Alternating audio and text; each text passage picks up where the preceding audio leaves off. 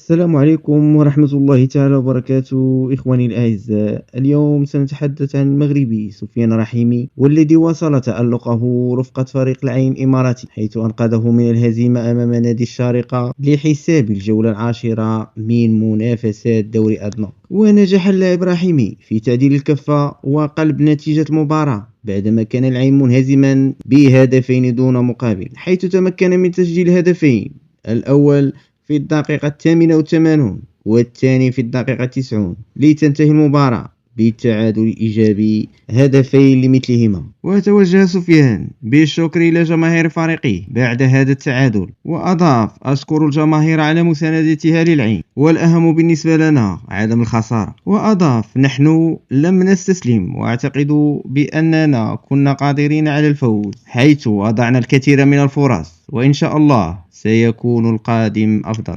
أما عندما سأله المذيع عن عدم المناداة له ضمن لائحة المنتخب المغربي، فأجاب قائلا: عدم استدعاك مع المنتخب، هل هذا الشيء أثر على أداء سفيان رحيمي في مواجهة اليوم في بداية المباراة، أم سفيان رحيمي لا ينظر لهذه الأمور؟ لا ضروري. أي واحد يبغي أنه يمشي يروح في المنافسة الكبيرة. أحترم مدرب الفريق الوطني، يعني أول واحد ألبي النداء وأشجع المنتخب الوطني لأنه منتخب بلادي. كأي واحد مغربي غنشجع بلادي، ما يعني ضروري غنلبي النداء ونشجع المغرب ضروري.